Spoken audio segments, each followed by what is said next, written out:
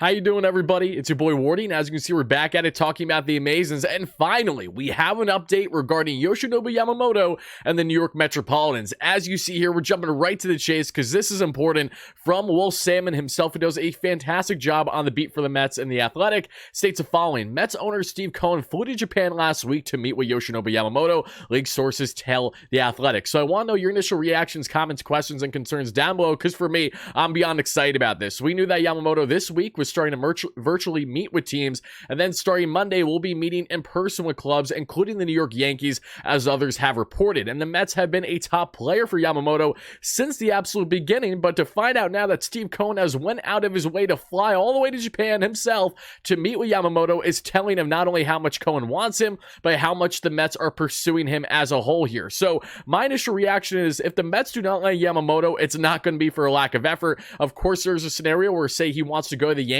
because he's appealed by the idea of being in the Bronx, wearing those pinstripes, so we know that he has an interest level there. He does have an interest level in playing in a big market as well, which is why not only the Mets, the Yankees, but the Red Sox as well all feel like possible fits. The Dodgers, the San Francisco Giants, or other names that have been connected. But Steve Cohen, one thing we've learned about him is that when he wants a player, he's going to do everything humanly in his power to land said player. This is the same Mets ownership that has had not only Steve Cohen, but Alex Cohen involved in negotiations for players, really helped sway them to come to Queens, giving them an idea of what they're trying to build here, as they've done in years past with previous free agents, and has had success on that front. And you'd have to hope the same here with Yoshinobu Yamamoto, but I'm not seeing any other owner that has went out of their way to fly to Japan over the past week for him since these negotiations first started, as he has officially been posted from the MPB. So that is anything but a bad sign here if you're the New York Mets, and certainly if you're Steve Cohen. To be a fly on the wall in those discussions, man, oh man, I can only dream. And while, again, we don't know where Yamamoto is going to land just yet,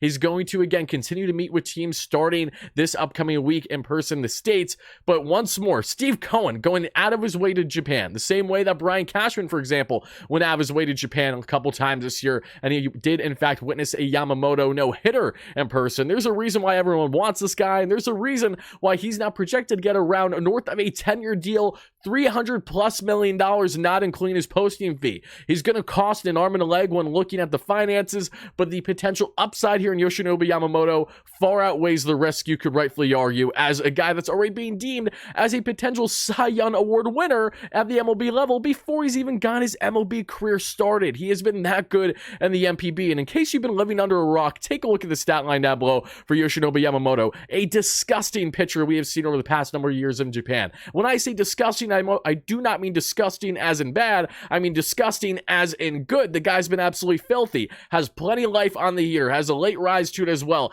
Nasty splitty. Love the off-speed stuff there from Yamamoto. He allowed just a measly 2 home runs this past season in the MPB. His final playoff start for his MPB club, he was nothing short of phenomenal, and his, again, final start there in Japan, likely for his career. And Yamamoto, a lot of teams want this guy. Everyone's salivating at the mouth of the idea of landing him. The Mets, since the jump, have been a top dog for him, and if he does have a preference to, say, go to the Yanks, the Mets, of course, will have to likely do a bit more of an overpay, but I'd have to imagine that that conversation went well between Yamamoto and Cohen, because, one, you don't just randomly go out your way to fly to Japan to meet Yamamoto without having previous discussions on making this happen. So it's not like Yamamoto was caught out of the blue like, oh my goodness, why are you here? I wasn't prepared to talk to you. So again, really curious to know how that conversation went, but rest assured the Mets are a top dog to land Yoshinobu Yamamoto, and this is the big chip. And this is why I've been saying all offseason long, it is Yamamoto or bust for this team. Not in the sense of, can the Mets have success without him this offseason?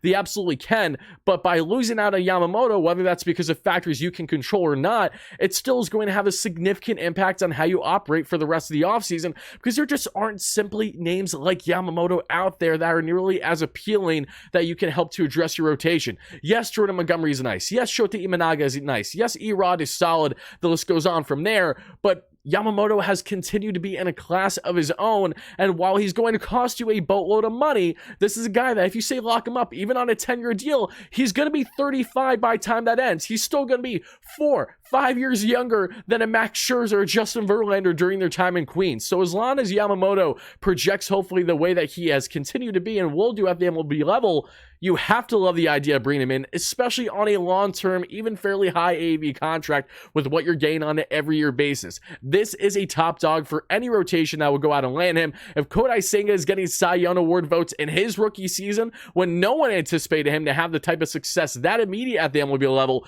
just imagine the potential here with Yoshinobu Yamamoto paired with him and this little two-headed monster of a Japanese duo for this Mets rotation in Flushing, Queens, no less, which is such a great area to have said players like themselves. You just love the idea. I need to see it happen. I'm praying it happens. And of course, we'll be following along to an absolute T with everything regarding Yoshinobu Yamamoto until he ultimately lands somewhere, whether that's the Mets or whether that's somewhere else this MLB offseason. So if you haven't already, make sure you're subscribed, hit that like button so you too are chimed in for all the latest content, as we will be again live later this evening, barring any breaking news, talking about all the latest in Mets land, probably another Mets Free Agent Frenzy live stream, barring any changes. We will be doing a Bridging the Gap podcast either later tonight instead or tomorrow, as Juan Soto looks inevitably like he's going to be a New York Yankee. I'll be discussing that with Patrick Hennessy shortly. Pat, of course, will be representing the Yanks in our Bridging the Gap podcast, and I represent the Mets. And as the Yanks heavily want Yamamoto, we're going to have more thorough discussions on him. We're going to break down Soto, the inevitable trade that looks like it'll happen. It's a ticking time bomb right now, it appears.